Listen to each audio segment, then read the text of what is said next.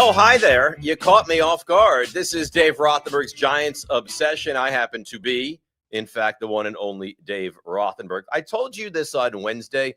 The further you get from the awful game the weekend prior, the more kind of back into the swing of things you feel and the more normal you feel. And I feel excited again. I feel alive again because I think I've seen some decent things. No one has these delusions of grandeur. The Giants are going to be good. That would be crazy. But I've seen a couple things that I like from this team, and we'll kind of try to unpack that today. So we're coming at you an hour early today, and I'll be honest with you. Let me pull the curtain back. If I had a curtain right here, I'd pull it back, and I would let you know that my oldest son is in college, and he's been there for a month, and this is homecoming weekend. And my wife and I, right after this, are going to get on the road and get to his school so we can hang out with him this weekend. So we wanted to move this up by an hour, and that's what we've done. So we have a very exciting show planned for you today. Cole DeRuse is going to join us in about 7 minutes. And maybe some of you say, because I know we have a big New York-centric audience, who is Cole DeRuse? He's an insider expert on the Kansas City Chiefs, because on Fridays we like to look towards the enemy. And Cole has really developed what we're trying to develop, a massive YouTube show with an unbelievable following. And I chatted with him moments ago. I said, do you have a full-time job outside of YouTube? He's like, nope.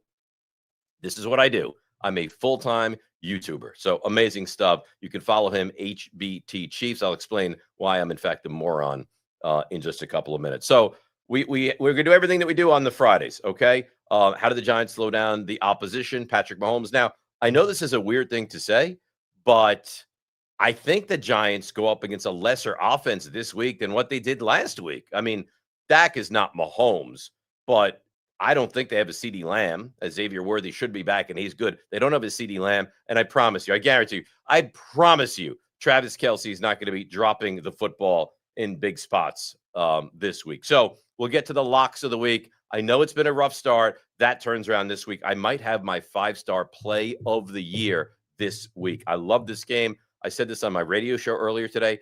You spend money you don't have and put it on this game. We'll get into that. We'll get to your calls. We'll get to your questions as well. Calls, I guess we're not going to do that. We'll get to your questions and your comments, and we love that. Prediction of what's going to happen in this game. Comments from you guys. Fantasy football. Who are the players, under the radar players that you want to go with this week? And of course, the reason for hope, because that's why we're all here, right? We're not the Chiefs. We're not that side of things where we could say, if we didn't go to the AFC Championship game, right? That's a yawn of a season. With the Giants, where anything that comes close to a win is kind of a success. So we'll get into the reasons that you might want to have some hope heading into this week 3. Now, look right there. Like us, subscribe to us, okay? Because that's what makes this baby tick. If you like it, like it. If you like it, subscribe. And then we can do more, and maybe do every day, and maybe do twice a day, and maybe have other hosts, and maybe really expand on this. But please subscribe, please like on YouTube. That's very important to us. And then Sunday, because typically we're on at 7:30 on Sunday, Eastern time. And I say that because this, I guess, is worldwide, right? So typically we're on at 7:30 Sunday evening. But here's the thing with this week. The Giants and the Chiefs play at 8:15. So we can't go on at 7:30 because it wouldn't be a post game. So because we love you here on Dave Rothenberg's Giants Obsession, what we've decided to do is the game goes 8:15 to, 11:15. Whenever the final whistle goes off, 15 minutes after that, we will go live. And you're going to get this is going to be the most in-depth look into what makes me tick and what makes me break and makes me work and makes me lose my mind, because it's not going to be a 3-hour buffer from the end of the game, right? It's going to be 15 minutes. I'm going to drive to the studio. We're going to go on around 11:30, 11:40 on Sunday night, and that's what we're going to do. So be ready, be excited. It's going to be phenomenal. What do the Chiefs bring to the table? Their defense is good. Chris Jones worries me greatly. Their secondary is pretty good. They don't look like they're the same team, but how many times over, I don't know, in the Mahomes era have you said, boy, looks a little off. They don't look great. They go through the motions, and then all of a sudden they're 11-2 or they're 9-3. Now, it does look differently this year Because offensively, and this is the weird thing about Kansas City, offensively, I feel like they should be doing more. And I don't even mean that I say that like in the course of the game doing more. I always feel it's like I feel like they're doing Mahomes a disservice by not giving him more weapons. And I know Rice is suspended, and I know Worthy's hurt, but I mean Kelsey is at the end of his career, and the fact is Mahomes is not. Mahomes is in the prime of his career, and his big weapons at the moment are Kelsey, Juju Smith-Schuster, right? I mean, you tell me. Nobody that's like jumping off the page. Pacheco and Kareem Hunt, and it's not sexy. That being said, they were that close from beating Philadelphia. Right, Philly hasn't lost from beginning to end a game. This is an amazing stat that Jalen Hurts has started. Philly hasn't lost in 18 consecutive games. The one loss they have, I think he started, went out with an injury, and didn't finish. Otherwise, all they do is win.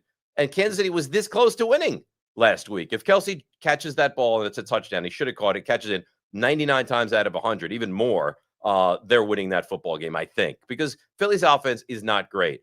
Neighbors, Wandale, is Andrew Thomas going to play? I spoke with my buddy, Giants beat reporter Jordan Renan, before hopping on here, and I said, Thomas, yes, no, game time decision, pure game time decision. So we'll get to all of it. Let's bring him. This is a big guest, Cole DeRuse, HBT Chiefs. We bring him here to Dave Rothenberg's Giants Obsession. Cole, thank you so much. And I apologize for being the moron, in fact, that I am. I'll explain that in a moment. But thanks for joining us today. I really appreciate it.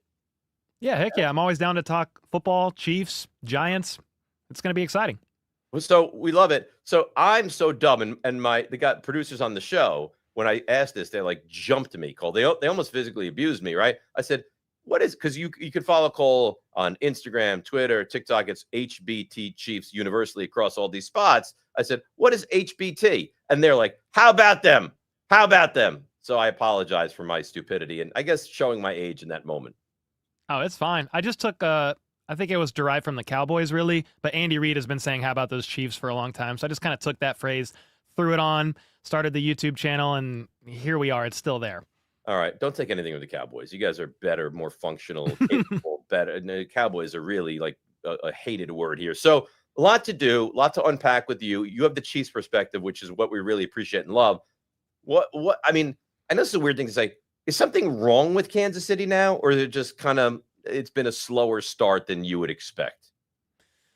Yeah, I think there's a couple things wrong. I mean, if you ask the average fan around, there's some takes going on that they did a pretty poor job of really building up the backfield. They're kind of running back the same running back room, and that's been a big problem, I think, that has been amplified with Rice suspended, Worthy injured. You now see on a grander scale that the Chiefs don't really have a running back room. Some of it's the O-line. Yes, some of it is, sure, Andy Reid could try to get these guys a little bit more into a rhythm before abandoning the run game. But part of it, you're trailing, and you've got to press a little bit in the first 2 weeks of these games. But yeah, at least on offense, the run game, Pacheco, he's got speed, but the vision problems show up. There has been plenty of plays, several plays in each game where there's yards that could be gained, could be had, and the vision just limits him from making the correct decision in the backfield. And then Kareem Hunt, he's got the vision, but he does not have the burst anymore. There was a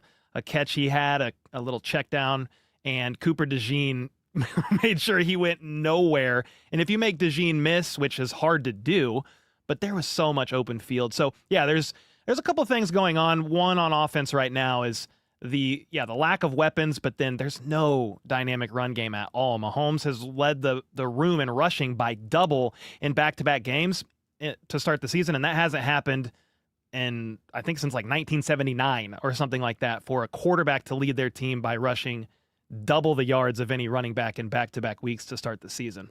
Well, the good news for you is the Giants can't stop the run. So, it's like the immovable force against the immovable object, which is going to give, because the Giants can't stop the run and you guys don't run the ball very effectively. So that's obviously a concern. Let me ask you this. Xavier Worthy, we saw opening night. He collides with Travis Kelce, missed last week. Going to play, we think, this week? Is that where we're at with him? Yeah, that's the thought, and he's been limited both days at practice so far. Andy Reid is going to speak pretty quickly here in an hour or so, and he'll probably give a little bit more of an update. I still think he plays. You kind of know what you have in Worthy. So why risk further aggravating that shoulder that he's going to have to brace up? And he's not going to look completely himself out there and will be vulnerable to re-injury probably all season long. He tore his labrum in some capacity when that shoulder dislocated. Another guy to watch is actually the Chiefs rookie, Jalen Royals. He hasn't played yet, but he's trending upwards towards being able to play as well. He was limited on Wednesday, full go on Thursday, and he's been dealing with knee tendonitis, so some swelling in the knee, but he has a lot of similarities to Rice. Not saying he will out the gate be Rashee Rice's replacement during his suspension, but he's got quick burst, yards after the catch ability, and if he plays, that's a guy that I think you could see get some action on Sunday. He is a rookie in Andy Reid's offense, and they don't like to play those guys much, but that's another guy to watch out for as well in the pass game. I know he's an uber celebrity, a bit bigger than that, right? I mean, the whole Taylor Swift dynamic and Travis Kelce. I mean, I watch him and it feels to me like he's slipped a pretty decent amount. You watch every game, you discuss it nonstop. Like, is that where we are now? He's still a good tight end, but he's not the upper echelon of the NFL as far as Kelce is concerned. Yeah, he's certainly not prime Kelce anymore, but I will say this, watching the film on the first 2 weeks of the season, he's moving around better, quicker, more agile this year than he was last year. So the reports of him losing a little bit of weight and taking the offseason a lot more serious, that's true. He just has had a couple of costly errors. One last week, which you've already mentioned, the drop pass that he normally would catch, and maybe that's actually a W. There's other reasons why the Chiefs lost that game, but that played a role for sure. And then he had a miscue with Mahomes in week 1-2 that it could have been a touchdown maybe in the red zone as well. It was Mahomes was expecting him to keep going. Kelce thought he should settle. So who knows whose fault that really was. But yeah, I think Kelce looks good out there. The problem is at 35 years old, the offense shouldn't be funneling through him, and it has to right now because of the Worthy injury and Rice being suspended. And then, yeah, you have Tyquan Thornton, Juju Smith-Schuster, and really that's been your primary couple of guys in the pass game aside from Kelce while these injuries and suspension is going on. All right, so from the Giants' standpoint, Cole, because I see the same things you do. The running backs, they're not bad. I think Kareem Hunt is fine. Pacheco is fine. They're not special. Kelce is good, but he's not special. Mahomes is special. He's the one player on offense that's just special. Who should the Giants be most worried about? Who should Shane Bowen and Brian Dable be kept up tonight and tomorrow night going into that game saying, all right, circle that, because we have Malik Neighbors. We don't have a lot either, but we have Malik Neighbors. Do you guys, who is the guy that should worry the Giants fan heading into this game on Sunday night? Tyquan Thornton is actually, I know this is kind of wild to say just because there's a lot of people like, who the heck is Tyquan Thornton even? He's a second-round pick by the Patriots and didn't pan out over there and signed to the Chiefs practice squad late last year. But he has been getting open deep down the field a lot. And Mahomes has been targeting him, but it's been like later in games when they have to press a little. But he's been open early in these games. And it's one of those things where the defense is just kind of, in regards to the Chiefs deep ball, because it hasn't looked the same really since Tyreek left, they kind of said, we're not really worried about the deep ball until you make us be worried about the deep ball. So I would actually say don't sleep on Tyquan Thornton down the field. You know, Russ likes to throw those moon balls. I think with that secondary you guys have that's struggled a little bit, I think Mahomes is going to take some shots downfield, and the presence of Xavier Worthy is going to get some attention too. And I think Thornton is kind of a sneaky guy to watch out for in the pass game. Giants defensive line was supposed to be one of the better in football, right? You got Thibodeau, who I don't think is great, but is good when you put him with Burns is a stud, and Carter is supposed to be a stud, and Dexter Lawrence is a phenomenal player. Is there concern that the Chiefs offensive line, which I don't think is great, has a tough time with the pass rush? Because it was supposed to be great against Washington, and it wasn't. It was supposed to be great against Dallas. And, you know, moments where they get to the quarterback, but they haven't been consistently all over the quarterback. Is this a worry from Andy Reid's perspective, your perspective, in fact, that maybe the Chiefs offensive line has a struggle with the Giants defensive front? Or is it going to be another week where they get to the quarterback occasionally, but not consistently? It does help that Mahomes has a bit of a spidey sense in regards to knowing when to flee the pocket or avoid sacks. He's just really good at it. Maybe not as good from a statistical standpoint as he has been a couple years ago or something, but he's still very good at that. I will say the weak link on the Chiefs O-line is going to be the left guard, Kingsley Suamataia. You went from Joe Thuney, who was top 3 at the position, traded him to the Bears, and you drafted Kingsley to be your left tackle last year, and he got placed on the bench because Trey Hendrickson basically forced him to go to the bench, and they went through 4 left tackles last year all in all. It was ultimately a big part of their downfall in the Super Bowl, but all that being said, they're trying Kingsley inside. He's looking better at guard, has been improving, but those losses that he's had this season and in preseason, when they happen, they're like this fast. So I have a little bit of concern there. If I know it's a 3-4 over there in New York, but just Dexter Lawrence kind of scares me. A lot of those guys scare me. So if they're going to target anybody, I would be targeting the left side. Josh Simmons has been great, a better left tackle than anybody they had last year. That's their first round draft pick. He's looking good, but he's still a rookie and still has some stuff to learn. And then Kingsley, it's his first year playing guard ever. So that left side is where I would be looking. Jawan Taylor, he's the right tackle. He's fine if he's not drawing flags, but he's the most flagged tackle in the NFL over 3 years. I know you guys are probably very frustrated at your team for the flags last week. That was a pretty crazy, especially the opening sequence was really crazy. 4 flags. I almost had a nervous breakdown. I mean, you bring in this guy, I can't remember, Hudson, right? He's supposed to be this really capable backup because Andrew Thomas, who's really a terrific left tackle, is oft injured. So they bring him in. They finally have a piece behind. And on the first drive, the Giants, they must have gained 170 yards on the first drive. Because every time they'd pick up 30, they'd lose 20. They'd pick up 40, they'd lose 30. They return the opening kickoff, 70 yards. It goes back. They start at their own 20-yard line, right? You get down to the 1. He commits another personal foul. Cole, he's the first player in a quarter century to have 4 penalties on 1 drive. So you can complain about your offensive line, but you don't know. You guys go to the AFC Championship game for sport. Like a down season is going to the AFC Championship game. We do not. And it's been quite a long time. But I don't even know. I don't even have a question. I just wanted to jump you because you were complaining about your offense. I want to complain about mine. Yeah, I think complaints are all relative. There's different levels of it. Yeah. It's been a great time to be a Chiefs fan for sure. There's still some issues, and just what you kind of said, hey, the Chiefs offense doesn't look the same. Well, I kind of agree because they're down a couple weapons and no run game. It's been tough sledding really since last year. I mean, all these 1-score wins. I saw a stat during the game last week for you guys, 1-8 in 1-score games last year, and the Chiefs were like 10-0 or something. Yeah, and that's the NFL is so finite, and there's such a small difference between winning and losing. Listen, I don't think the Giants are a very good team, and I think they have major flaws. But you guys, it felt like every single game that was a 3 or 6 point game, you found your way to win, and every time the Giants were in that same position, they found a way to lose.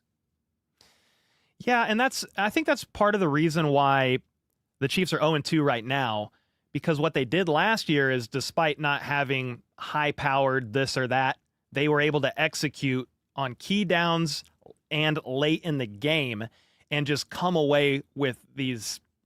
Some of them were kind of wild, like a doink field goal and then a walk-off block field goal against Denver. So some of those were just kind of wild. But other times it was just guys like Mahomes or Kelsey or Harrison Butker executing when the game mattered most. And through 2 weeks, I mean, Butker's missed a field goal. He's missed an extra point. Kelsey with the tough drop in the end zone. Mahomes has missed some passes himself deep down the field. Wide open Tyquan Thornton late last week.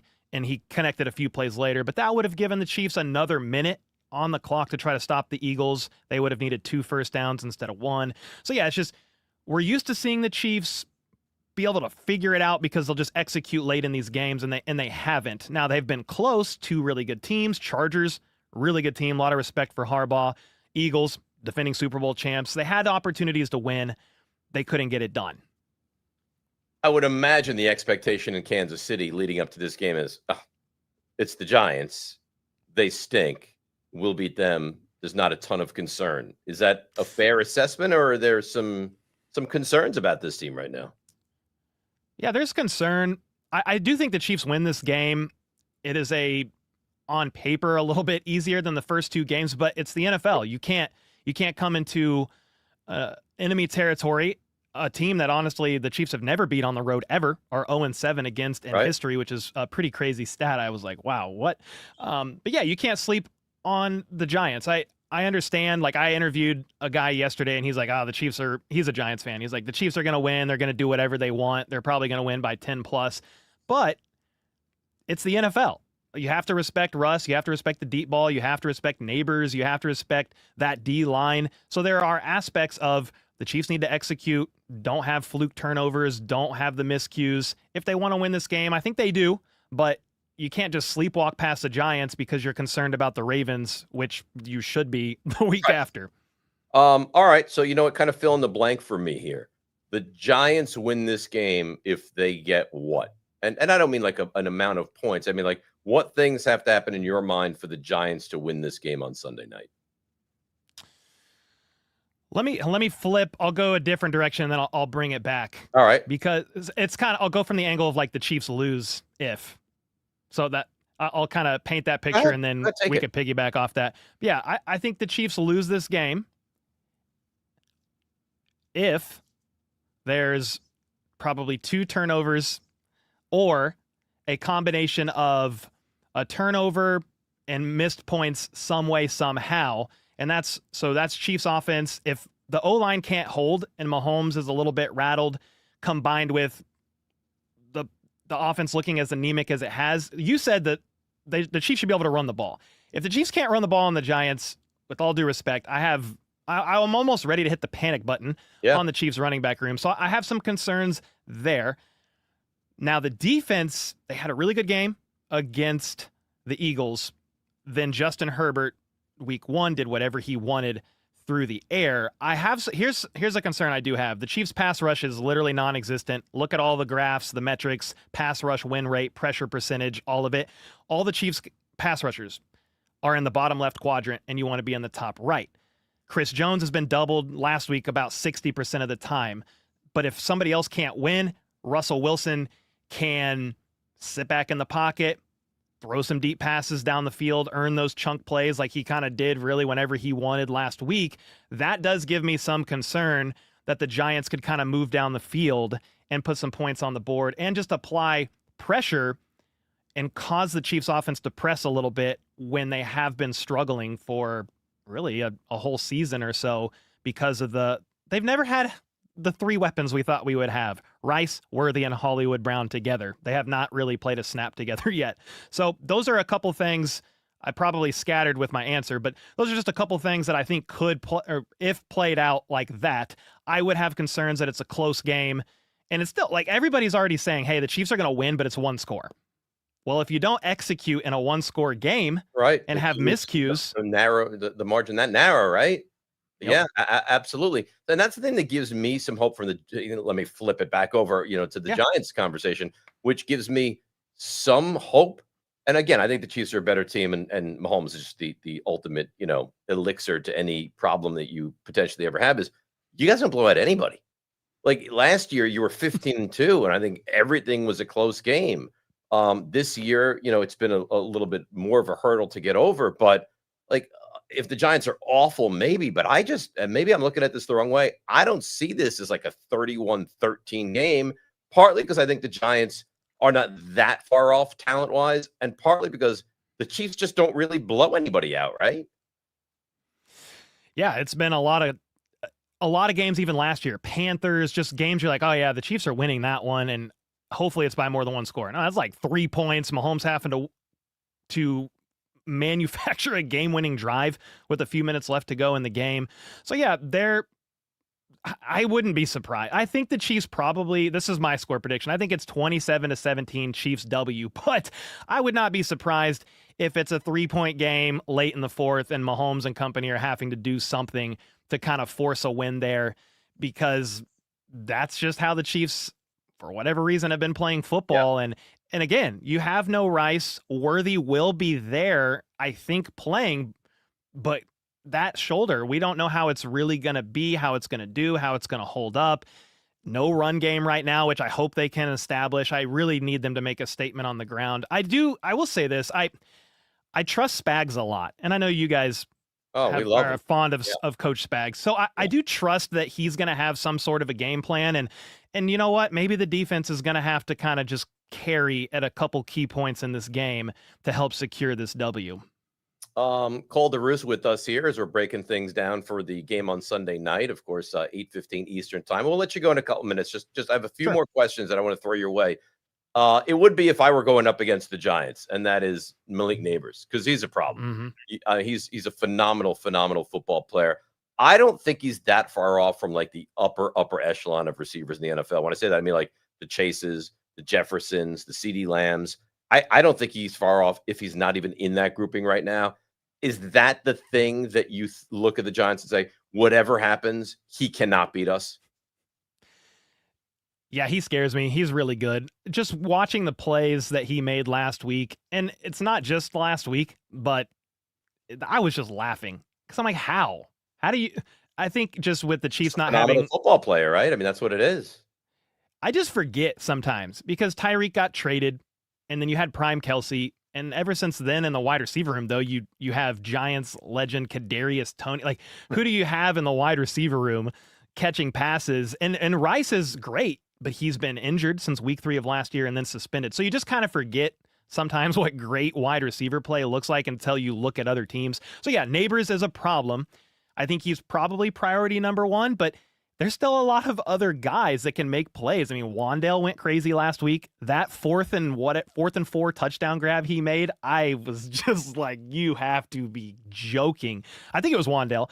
So you guys have plenty of guys to worry about for the Chiefs defense to worry about, but I think you try to do your best to take away Neighbors, bracket him, and then you kind of have to just hope that maybe Jalen Watson or the Chiefs rookie Noel Williams or a safety, if it's Shamari Connor, Brian Cook, whoever can limit some of these other guys, including Darius Slayton. And yeah, really, there's a few different guys. I mean, Jalen Hyatt, I don't know how much he's involved, but he's super fast. None. To put it quite frankly, none. He's not been involved since they moved up and drafted him Fair enough. a few years ago. So I wouldn't be overly concerned about Jalen Hyatt.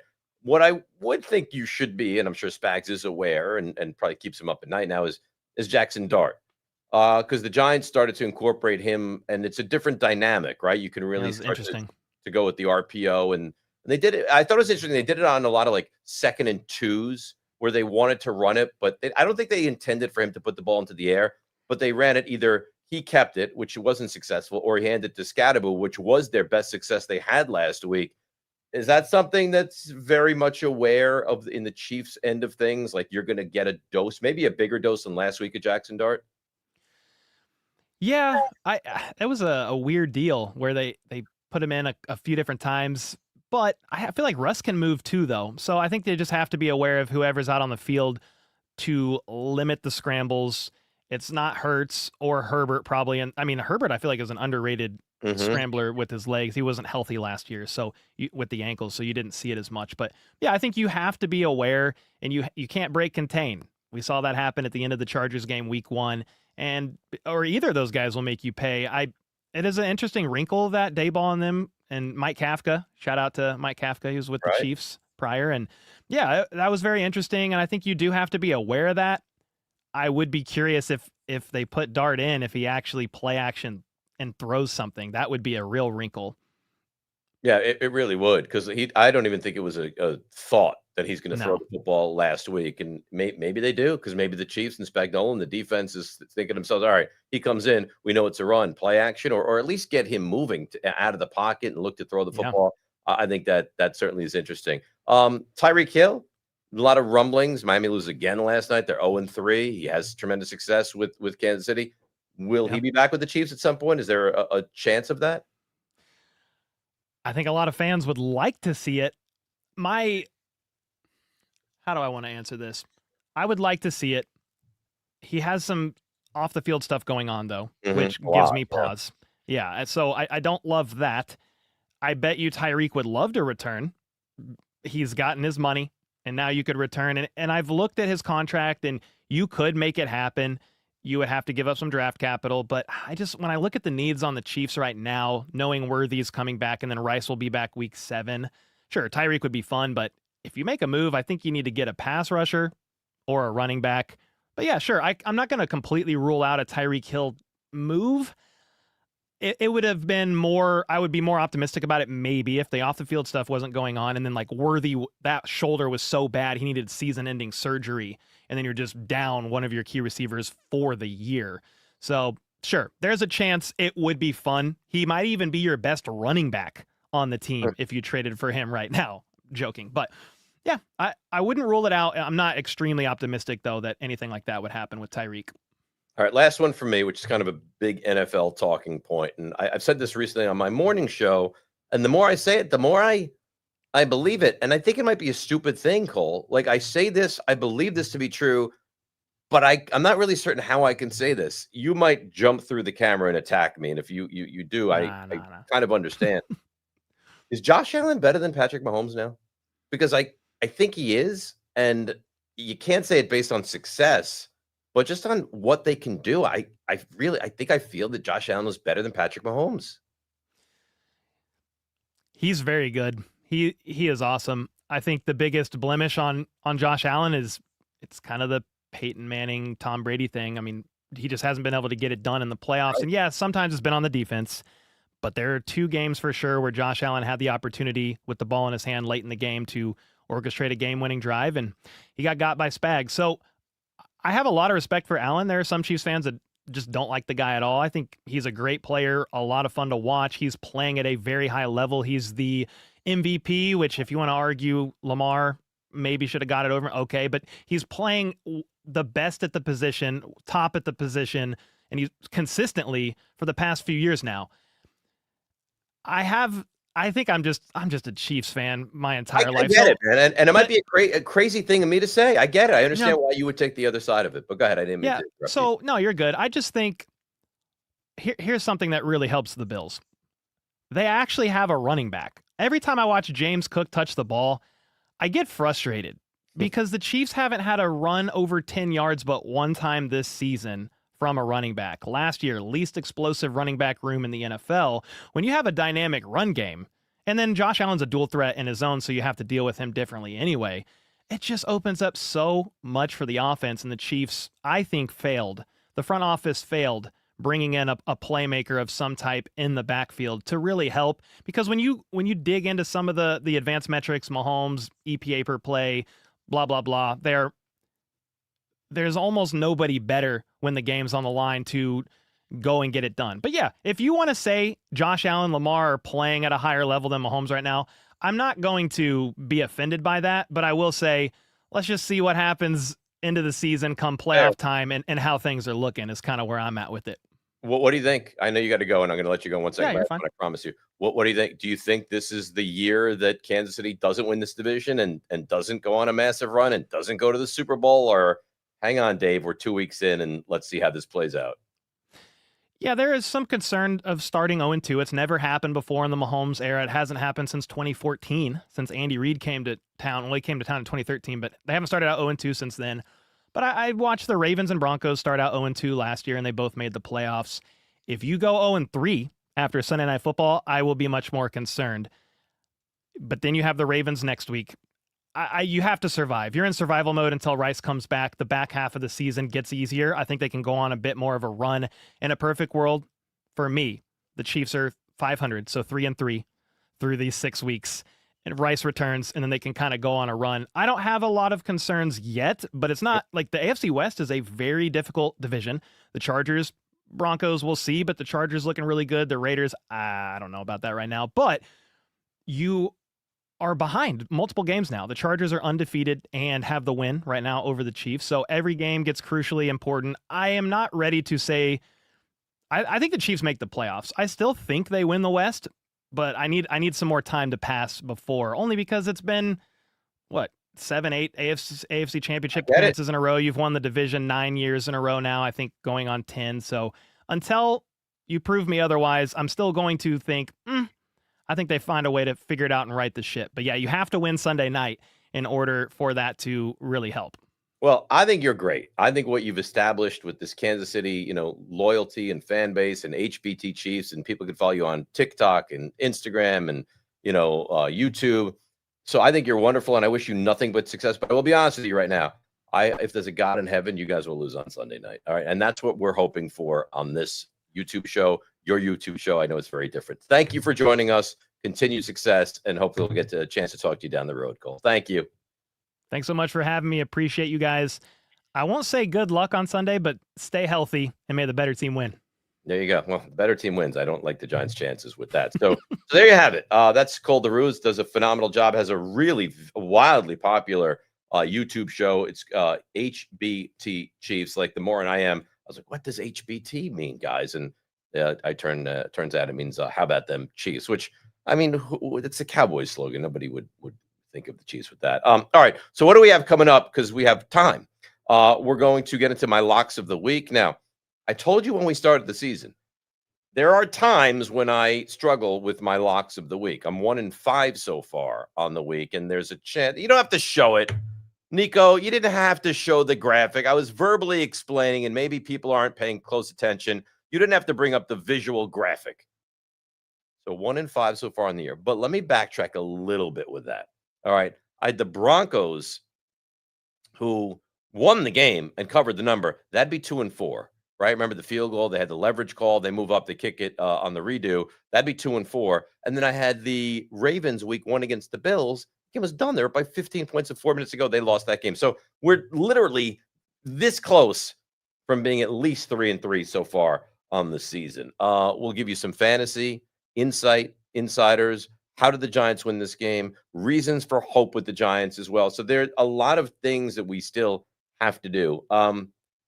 To stop Mahomes, what do the Giants have to do? We'll get to some of the questions in a moment. Questions, comments, all that. Roll them in, and then the guys will get to them and throw them up on the screen. We have one here. All right, Andrew Manfredi says, if you're 1-5, are they really locks or just more like strong feelings?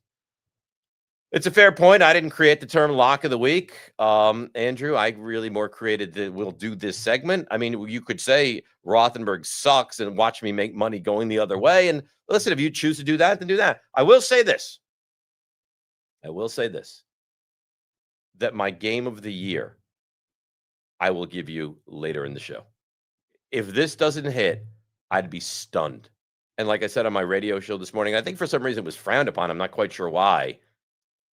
Borrow money, you don't get money from anybody. Mortgage money, pawn stuff, whatever you have to do that, because this game I'm going to tell you about, I love it, and I would be highly surprised if it doesn't win. All right, you want to throw another one up there, Nico, and we can answer a couple more questions. I think I saw something else. We'll get into the Giants and needing to stop Mahomes. Ryan Clifford, president. Yeah, I mean, he's Nico, why don't you pop on and let's kind of dissect what he says here for a moment. And Steve, you can as well. And this is kind of the elephant in the room, and I didn't want to have to go here, but it feels like it's glaring, so I think we should. Can you put that comment that Ryan Clifford had up on screen one more time? It says, Dave looking hella skinny. Love you, Mendy from Brooklyn. So, guys, you don't want to focus all the attention on my attractiveness and looks, but I do look really good, don't I? You do look really good today. Yeah. You're always looking good, Dave. Come on. Yeah. Well, Steve, I can't really hear you because I don't think you have your microphone or something on. But Test. Yeah, well, that's a little better. But Nico, I walked in today and you rushed, bum rushed me. It's an attractive look, isn't it? Yeah, no, the black shirt looks good for you. You look clean. The hair looks nice. I really enjoy how you're looking today. Yeah, I think so as well. The camera just lit you up. You were just as soon I know. as you got out. You know what? You say make love to the camera. You've heard that phraseology. That's what it feels like. It feels like I'm in a position where this is almost like a porno without the porn, right? Because I'm making love to the camera, but fully clothed. So I appreciate that. Thanks for the comment. That's the Ryan Clifford, president. We have anything else to throw up there? Any other comments or questions? Kyle Stew, should I start a GoFundMe for a helmet that protects me from Giants heartbreak? I don't know how a helmet is. You want to buy a protective helmet so that you don't hurt yourself when the Giants lose games? Here's the thing, and this is the truth, and it's really upsetting, is the Giants, they've been so bad for so long that you just get to the point where you look at them, you're like, well, they're bad. They're not a good football team.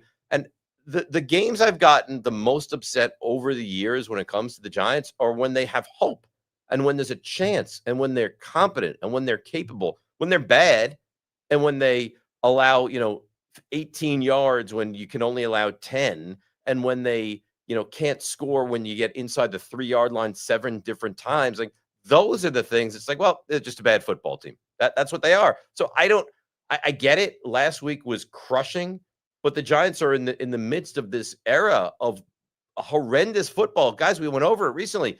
The last 13 years, 10 of them, they started 0-2. The game was this close from being a win last week, and they find a way. And this is what bad teams do. And we'll get to the stuff. All right, give me a second here to kind of wax poetic. This is what bad teams do. And I mentioned this earlier on my radio show. And the Miami Dolphins, who are in similar spirits to the Giants, right? There's discussion of the coach getting fired. There is some talent there, but overall, they're highly underwhelming. I think most people would agree with that. Well, they're tied last night, right? Tie game. Miami's right there. Fourth quarter, 8 minutes to go. They stop them. And you think to yourself, boy, they're going to get the ball, and Miami has a real chance to go down the field, kick a field goal, score a touchdown, maybe win this game, maybe possibly win this game. No, because this is what bad teams do. They rough the punter. It's a first down for Buffalo. They score a touchdown on the drive. Miami can't put points on the board the other way, and that's how they lose. And again, we talked to Cole, and he said, Kansas City wins all these 3, 6, 8-point games, and the Giants and the Saints this year have, and the bad team, the Dolphins, the bad teams in the NFL are this close, but they're on the wrong end of being this close. And you saw it last week. The Giants were this close, but much like Miami last night, you're this close and you can't get over the hump. And this is what happens. So you have to slow down Mahomes. The thing that gives you, CeeDee Lamb's a star. Ferguson's a problem. And Pickens is also a problem, right? And Dak is very good. I'm confident to sit here and tell you that Dallas's offense is just more dynamic and more big play than Kansas City's. And Kelsey scares me, and I promise you he's not going to be dropping passes this week, and that's going to get me upset because he did it against Philadelphia, and he won't do it against the Giants. But, who terrifies you? And I know that he says Tyquan Thornton, but Tyquan Thornton is just a guy. He's not special. A banged-up Xavier Worthy. So maybe this is the week that the Giants' pass rush gets after Mahomes, and they can get pressure with 4, and they can defend well in the secondary. And Kansas City does it. And I know it's like, Dave, why do you put yourself through this torture over and over and over? But that's what a fan is, right? I remember being a little boy. All right, I'll give you a story time with Rothenberg. Being a little boy and talking to my tennis coach at the time. And the Giants were brutal. And I was so excited. It was a Friday or Thursday. I said, boy, just kind of like where we are today. It's Friday and you get excited, and it's Sunday and it's the Chiefs and it's this team that goes to the Super Bowl every year, and you're so excited with it, right? And he said to me, "You're a Giants fan, right?" I said, "Yeah, of course." He said, "You know what fan is short for?" "What?" I'm little, so don't take it as if this just happened recently. And he said, "Fanatic. You're a fanatic." So you're going to have these moments where you have the Cowboys on the ropes, long touchdown, night time from neighbors, and you let them get into field goal range. A guy kicks a 64-yarder, and you lose. And you'll go through these couple of days, and you'll reflect, and you'll mourn, and you'll be angry, and then you'll get to Friday, and you'll have hope again. And how does this happen? And that's what a fan is. And it's kind of like an addict, right? Like I am, and that's why we call it Dave Rothenberg's Giants obsession. I'm an addict. Addict, you're a Giants addict, you love this team, you love this organization, and here we are, Friday, weekend. It's going to be week 3, and we think and we hope and we're desperate that maybe there's a chance the Giants find their way to a victory. All right, let's quietly, I guess, Nico, put up the record for the week of last week and where we sit right now. Yeah, see, that's unfortunate, real unfortunate. You could see with my face, it's a sad face. Hey, Nico, let me ask you this. Do you find me to be very attractive in that photo as well? You look at that photo, it's a pouting photo. I talk about this being like a clothed porno. That's kind of like a seductive picture. Nico, come on screen. Do you find that sad face also to be put the caption back up where it has the picks. Do you not find that to be somewhat attractive as well? I love this picture. Yeah. I really do. We've used it a bunch so far, and I really like it. Yeah. It's a little seductive. It's a It little is, like, right? ooh, me. Yeah. But I like it. Like, do you feel like, oh, like I get to work with that? Yeah. Like that sexiness multiple times a week. Listen, when I wake up in the morning, so you don't have to go. You don't have to do this. You don't have to do this. Okay. All right. So now you can go away. My locks of the week. Here we go. I told you I have my game of the year. I'm not going to do that one first. I'm going to give you a game that I like. I truly like all three of these games very much. All right. I think the Rams and the Eagles are very close. I don't think there's a big differentiator between these two teams. The Rams have excellent receivers. They have an excellent running back. Corum is good as well. So they kind of a two-headed running back. They have as tough a quarterback as there is. Their offensive line is pretty good. Their defense is good, underrated. And remember, when Philadelphia went on this massive run last year and is just beating everybody, the one team that gave them all they could handle was the Rams, right? Remember that playoff game? Rams were at the 16-yard line, had 2nd and 2, touchdown, they win it, and they take a sack, and that really kind of changed the entire dynamic. I think these are two teams that are very close. I think the Rams defense is excellent. Philly does not throw the ball deep downfield. I'll take the Rams plus the 3.5. I would not be remotely surprised if Philly won the game, but I think the Rams keep it very close at 24-21, at 27-24, something like that. So I'll give you that. It's not my lock of the year, though, and neither is the next one. I like the Jets. I think Tyrod Taylor might be for 1 week an upgrade. Do you hear these guys in the other room? Steve, this psychotic is a Jets fan, and now he's applauding. All right, calm down, Steve. Your team is also sitting here at 0-2. But I like the Jets to cover the number, and I'm going to explain why. The Bucs offensive line is brutal right now. They're starting left tackle, they're starting right tackle, and they're starting right guard. They're all out. What do the Jets do well? They get to the quarterback, okay? Now, Sauce on Evans, Ibuka, how do you stop him? I don't know. But I think the Jets have enough to keep that game close. And I think that in a weird way, Tyrod Taylor, at least for a week short term, gives you something Justin Fields doesn't. He can actually throw the football. And I think that he will. And I think that, I wouldn't be remotely surprised if Tampa won. I think they will win, but I think the Jets keep it within the 6.5. And now this is my lock of the year. I mean, absolute lock of the year. Mark it down, write it in pen, bet money you don't have, all of it. And that's Baltimore minus 4.5. All right. Baltimore needs to make a statement because they had a statement game week 1 and they let it get away. And they match up well with Detroit, and they don't lose to the NFC, and they're home. And Detroit, as good as they were last week, looked brutal in week 1 against Green Bay. And I know Green Bay may be the best team in the NFL, but I'm not 100% convinced yet that Detroit is back to being that team that they were last season, that juggernaut offensively. I like what they have, but they have a little reshuffled offensive line. And again, I think they'll score points. I think they probably scored 27 points. But I think Baltimore scores a lot. 34-27, 37-31. Lock it down. Mark it down. Baltimore minus the 4.5. And that is my lock of the entire year. All right. So now where are we going? Oh, comments. Steve and Nico, can you guys pop on? Because, I use you like a crutch. I'm very, very average at this. Okay. I do 4 hours of radio every day times 5 days a week is 20. I do this show for an hour 3 times a week is 23. And then we have that. So I'm on air in one capacity or another 23.5 hours a week, and I'm still at best mediocre. So I bring you guys in as my crutch. Now, Steve, I got to be honest with you. You look very good. Your hair has taken a turn. You're winning the battle against Nico today as of this very moment. Now, your mic is not working, and that gives me pause for concern. You hear me now? Yeah, now I can. Just got to go like this? Yeah, I guess so. Hold the mic up into your throat. All right.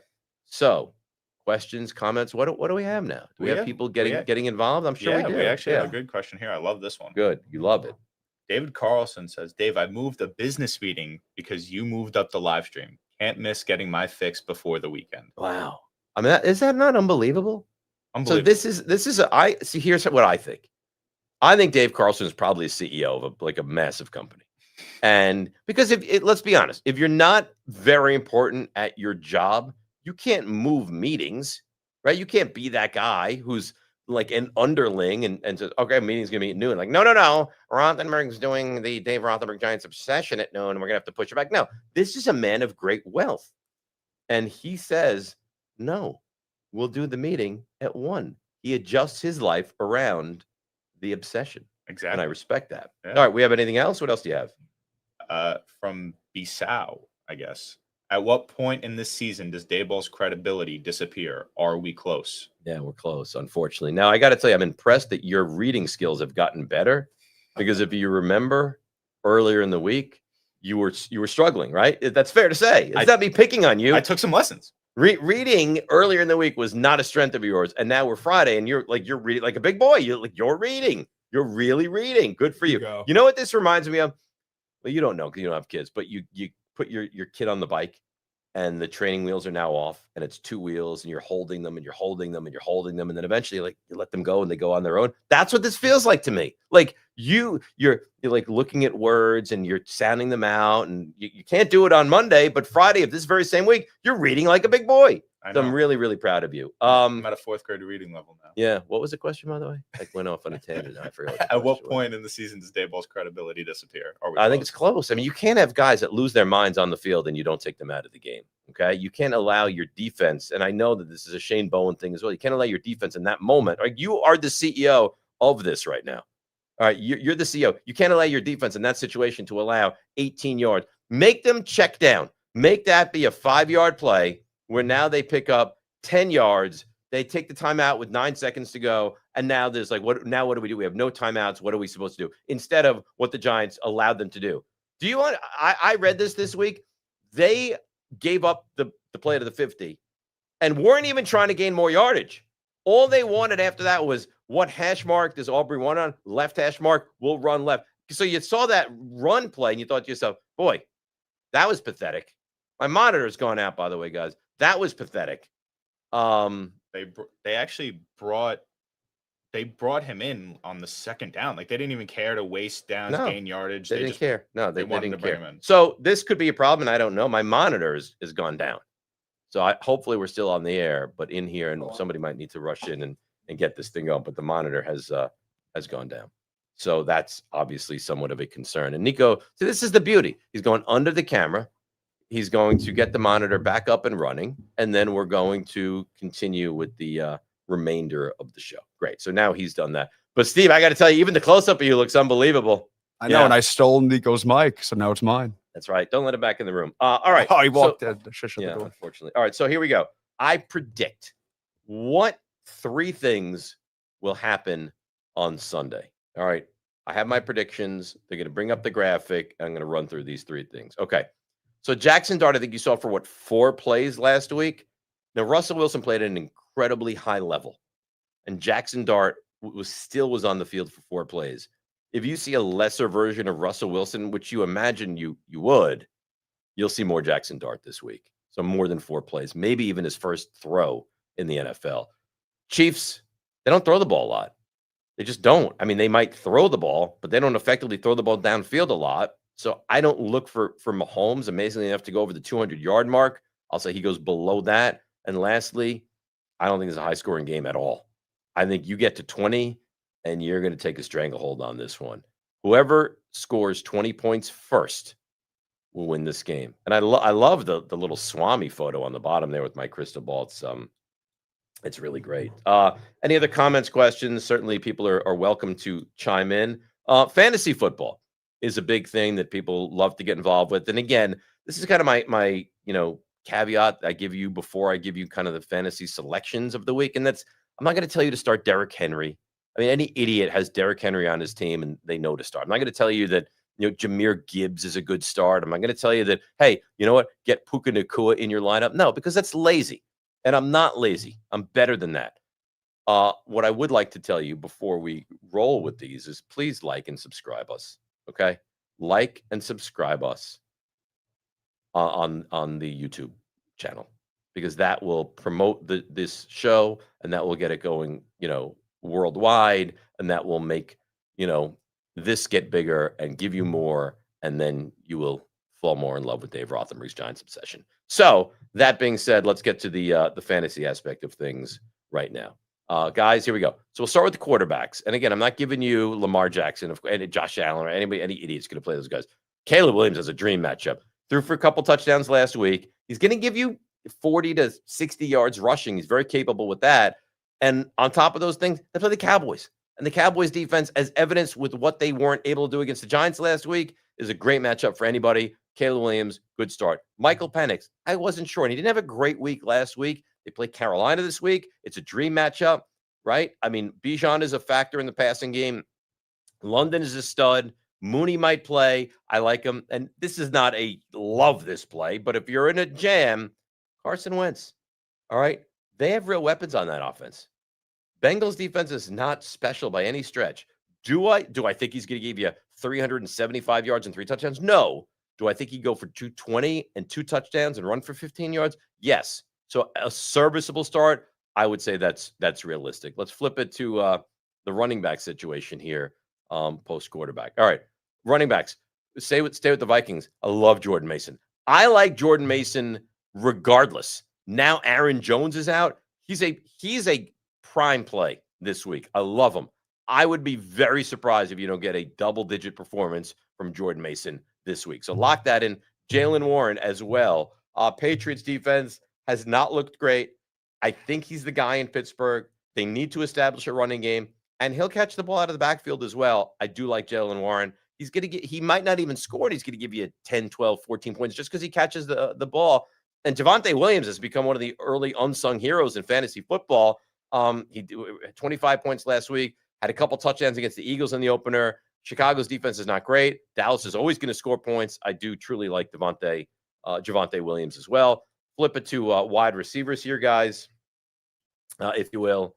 So the wideouts, and we'll buy time. And here we go. All right. Rome Odunze caught his first 2 touchdowns of the year last week. It's Dallas's defense. They can't cover anybody, anything. You saw Wandale go crazy. You saw Malik Neighbors go crazy. Odunze's good. Year 2, he's going to have a much better year than year 1. I really like him now. You say he had 32 points last week. He's not under the radar. He's not a top 10 receiver. He's just not.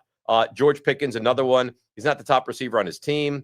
Dallas is going to move the football. Dallas is going to score points. I don't love that Bears defense. That Bears secondary is a disaster. I really like Pickens this week. And here's another one for you. Deebo Samuel. It sounds like Jaden Daniels may not play in this week. In fact, Adam Schefter tweeted a little bit ago that he doesn't think he's going to play this week. But Marcus Mariota is a very competent, very capable quarterback. And Deebo's part of that. And they'll run the ball with Deebo, and they'll throw the ball to Deebo, and he gets extra yardage. So do I think he's going to give you a massive, huge week? No. Do I think he's going to be capable? Absolutely, I do. And now reasons for hope. We go from fantasy football to reasons for hope. And here are my reasons for hope heading into week 3 for the Giants. Why? Because last week the wide receivers were great. Wandale, who seems like he's an underneath, move the chains guy, was a deep threat. Malik Neighbors was great. Why else do I have reasons for hope? Because I didn't think Russell Wilson could do that. I didn't think what he was able to do last week, he was able to do anymore. I really didn't. He threw for 450 yards. The Giants offense never looks like that. It looked like that last week. It's a reason for hope. The offense actually looked like an offense. They moved the football. They put on a touchdown in the red zone. They put up 37 points. Forget about the fact they lost. They looked competent. They looked capable. Andrew Thomas might play at left tackle. And if he doesn't, well, James Hudson can't be worse than he was. That might have been. I'll never get over that. I'll be like 88 on my deathbed. The family gathering around. Grandpa, what haunts you as you're about to go on to that next phase of life? What haunts me? James Hudson, week 2, Cowboys, 2025. And this team has playmakers on defense. You haven't seen a lot of plays made, but they do have playmakers on defense. Maybe this is the week that the playmakers, in fact, make plays. So there you have it, guys. Well, it's Friday, getting ready for the weekend. Beautiful weather on the East Coast. I'm going to hit the road right after this and drive out to see my son in college and spend the weekend with him and really enjoy. But I wanted to do this show with you, for you, before that starts. So again, a refresher. like us, subscribe to us. It's right there. You could reach out and touch it. It's right there. Like us, subscribe to us. We welcome that. And also, Sunday night, Giants Chiefs, final whistle. 15 minutes after that, we pop on here, give you immediate reaction to the Giants and the Chiefs. Enjoy the day. Enjoy the weekend. We'll be back on Sunday late night, live and emotional. This is Dave Rothenberg's Giants Obsession.